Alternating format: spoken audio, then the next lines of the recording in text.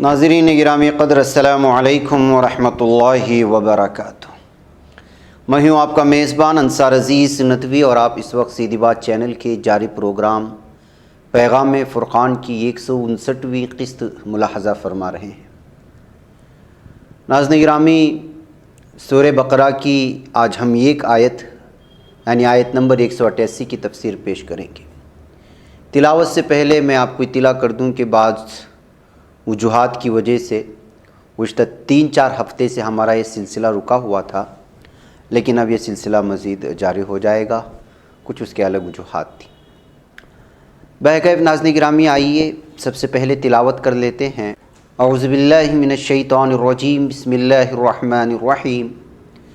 وَلَا تَأْكُلُوا أَمْوَالَكُمْ بَيْنَكُمْ بِالْبَاطِلِ وَتُدْلُوا بِهَا إِلَى الْحُكَّامِ لِتَأْكُلُوا فَرِيقًا مِّنْ أَمْوَالِ النَّاسِ بِالْإِثْمِ وَأَنْتُمْ تَعْلَمُونَ، یعنی اور دیکھو ایسا نہ کرو کہ آپس میں ایک دوسرے کا مال ناجائز طریقے سے کھاؤ، اور نہ اپنے اس مال کو بطور رشوت حاکموں کے پاس لے جاؤ کہ اس طرح لوگوں کے مال کا کچھ حصہ ناجائز طور پر کھاتے رہو، اور تم جانتے ہو کہ حقیقت حال کیا ہے۔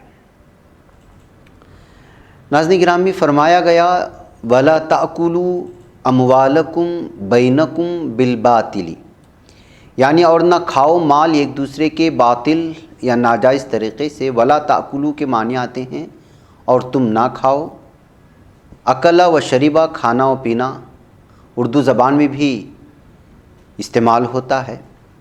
اموالکم، مال اپنے، اور بینکم کے معنی آتے ہیں درمیان میں، یعنی اپنے درمیان، کم اس کے ساتھ لگا ہوا ہے، بالباطلی، ساتھ باطل کے یا ناجائز طور پر۔ باطل کے معنی آتے ہیں، با لگا ہوا ہے بازیر بھی، تو وہ طور پر یا کے بھی معنی کر سکتے ہیں، کے ساتھ۔ آگے پھر ارشاد فرمایا گیا وَتُدْلُوا بِهَا إِلَى الْحُكَّامِ لِتَأْكُلُوا فَرِيقًا مِّنْ أَمْوَالِ النَّاسِ بِالْإِثْمِ وَأَنْتُمْ تَعْلَمُونَ، یعنی اور نہ پہنچاؤ تم ساتھ اس مال کو حاکموں کے پاس تاکہ کھاؤ کچھ حصہ لوگوں کے مال میں سے گناہ کے ساتھ، اور تم جانتے ہو کہ حقیقت حال کیا ہے۔ وَتُدْلُوا کے معنی اگر دیکھا جائے تو اس کے معنی ہم کریں گے اور پہنچاؤ تم، یا کسی چیز تک پہنچنے کے لیے ذریعہ بنانا بھی آ جاتے ہیں۔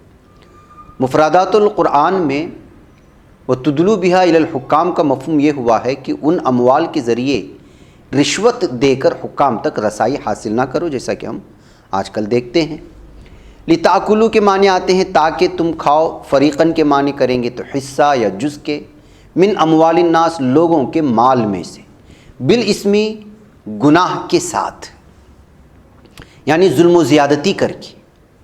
وَأَنْتُمْ تَعْلَمُونَ کے معنی کریں گے تو اس کا مطلب نکلتا ہے اور تم جانتے ہو اور تم پہچانتے ہو، یعنی تمہارا دل اس بات پر گواہ ہے کہ جو کچھ تم کر رہے ہو یہ سب ناجائز اور حرام کام ہے۔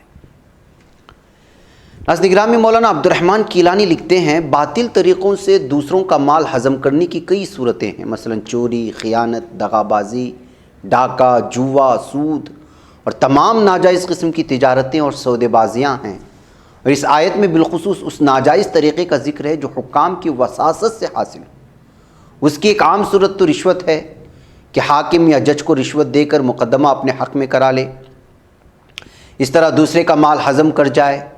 اور دوسرا یہ کہ مثلا تمہیں معلوم ہے کہ فلاں جائیداد یا فلاں چیز زید کی ہے، لیکن اس کی ملکیت کا کوئی ثبوت اس کے پاس موجود نہیں ہے، اور تم مقدمے کی صورت میں ایچ پیچ کے ذریعے وہ چیز زید سے ہتھیا سکتے ہو، تو اس طرح عدالت کے ذریعے تم اس چیز کے مالک بن سکتے ہو۔ اس طرح بھی دوسرے کا مال ہضم کرنا حرام ہے۔ مطلب یہ ہے کہ جو چیز جس کی ہے اس کا پتہ ہے، لیکن اس کے پاس اس کے ہونے کی اس کے پاس دلائل نہیں ہے، ایسی چیزوں کو ہڑپ لینا۔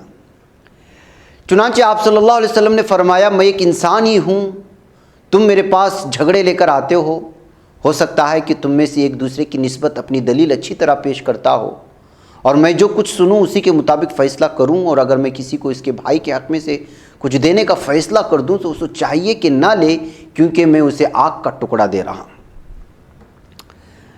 بخاری شریف کی کتاب الاحکام بحوالہ تیسیر القرآن ملاحظہ کریں گے تو اس کی تفصیلات ملیں گی۔ ناظرین گرامی، اس آیت مبارکہ کے حکمت و بصیرت پر نظر دوڑاتے ہیں تو پتہ چلتا ہے کہ روزہ اگر انسانوں میں تقوی کی راہ پیدا کرتا ہے تو زندگی کے دوسرے معاملات میں بھی اسی تقوی اور پرہیزگاری کی ضرورت ہے۔ حضرت سید قطب رحمۃ اللہ علیہ نے کتنی خوبصورت بات کہی ہے۔ حقیقت یہ ہے کہ زندگی کے تمام امور ایسی ہی مربوط ہیں جیسا کہ جسم کی تمام اعضاء آپس میں مضبوط و مربوط ہیں، اور یہ سب ایک ہی رشتہ تقوی سے مبعوث ہے، اور یہ سب ایک ہی رشتے تقوی سے مربوط ہیں۔ اسی طرح اللہ کا عطا کردہ نظام وحدت کی شکل اختیار کر لیتا ہے۔ ہر شعبہ حیات میں صرف خالق و مالک کا خوف پیش نظر رہتا ہے، اور ان کو ایک دوسرے سے الگ نہیں کیا جا سکتا۔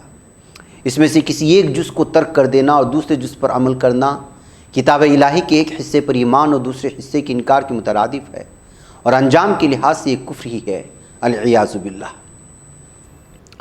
دوسرا یہ کہ اس آیت مبارکہ میں اس حقیقت کی طرف بھی اشارہ ہے کہ مشقت نفس کی عبادتیں کچھ سودمند نہیں ہو سکتی اگر ایک شخص بندوں کے حقوق سے بے پرواہ ہے، اور مال حرام، مکر و فریب، کذب و دروغ، خیانت اور بددیانتی سے اپنے کو نہیں روک سکتا، تو جان لو نیکی صرف اسی میں نہیں ہے کہ چند دنوں کے لیے تم نے ناجائز غذا ترک کر دی، نیکی کی راہ یہ بھی ہے کہ ہمیشہ کے لیے ناجائز غذا ترک کر دو۔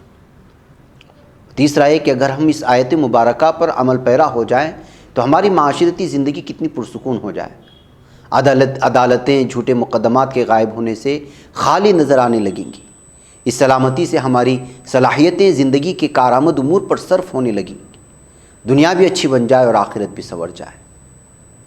نمبر 4 یہ ہے کہ سبق مل رہا ہے کہ مسلمانوں غور کرو، قرآن حکیم تمہیں خوشی اور خوشحال زندگی کی ضمانت دیتا ہے، مگر افسوس کہ تم نے اپنے لیے عذاب اور پریشانی مول لینے کا عہد کر رکھا ہے۔ وائے ناکامی متاع کارواں جاتا رہا، کارواں کے دل سے احساس ضیاء جاتا رہا۔ ناظرین مجھے اجازت دیں، السلام علیکم۔